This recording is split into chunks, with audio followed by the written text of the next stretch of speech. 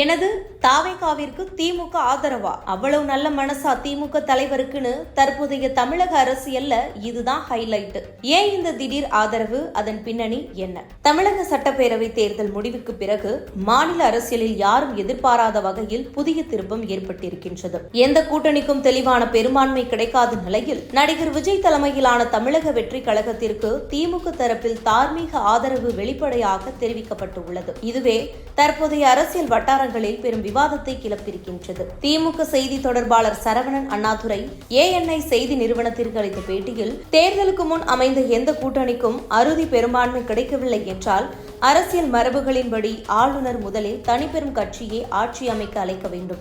அதன் பிறகே பெரும்பான்மையை நிரூபிக்க சொல்ல வேண்டும். இதுவே ஜனநாயக நடைமுறை என்று தெரிவித்தார். மேலும் தேர்தலுக்கு முந்தைய கூட்டணிகள் குறித்து பேசுவது பின்னர் வரும் விஷயம். முதலில் மக்களிடம் அதிக இடங்களை வென்ற கட்சிக்கு வாய்ப்பு அளிக்க வேண்டும். அந்த அடிப்படையில் விஜய் தலைமையிலான தாவேகாவை ஆளுநர் அழைக்க வேண்டும் என்றும் கூறினார். தமிழகத்தில் தற்போது எந்த கூட்டணிக்கும் தெளிவான பெரும்பான்மை இல்லாத சூழலில் மத்திய அரசின் அரசியல் தலையீடு அல்லது மறைமுக அழுத்தங்கள் இருக்கக்கூடும் என்ற சந்தேகத்தையும் திமுக வட்டாரங்கள் வெளிப்படுத்தியிருக்கின்றது.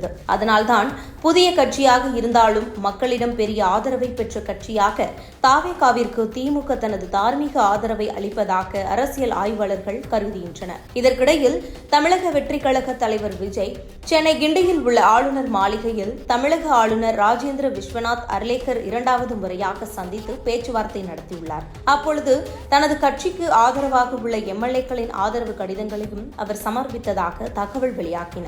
விஜயின் இந்த அரசியல் நகர்வும் அதற்கு திமுக வெளிப்படையாக அளித்துள்ள ஆதரவும் தமிழக அரசியலில் புதிய சமன்பாட்டை உருவாக்கியுள்ளது. இதுவரைக்கும் எதிரெதிர் துருவங்களால் பார்க்கப்பட்ட திராவிட அரசியல் மற்றும் புதிய அரசியல் சக்தியான தாவேகா தற்பொழுது ஒரே கோட்டில் பேச துவங்கி இருப்பது அரசியல் வட்டாரங்களில் அதிர்வலைகளை ஏற்படுத்தி இருக்கின்றது. அரசியல் ஆய்வர்கள் பார்வையில் இது வெறும் ஜனநாயக மரபை காப்பதற்கான நிலைப்பாடு மட்டுமல்ல, மத்தியில் ஆளும் பாஜகவின் செல்வாக்கை தமிழகத்தில் கட்டுப்படுத்த திமுக எடுத்து வரும் முக்கியமான அரசியல் நகர்வாகவே இதை பார்க்கலாம் என்ற கருத்தும் நிலவி வருகின்றன.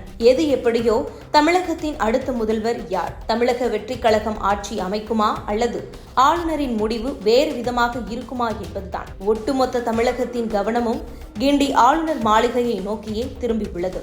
இது குறித்து உங்கள் கருத்துக்களை கமெண்ட் பாக்ஸில் கமெண்ட் பண்ணுங்க.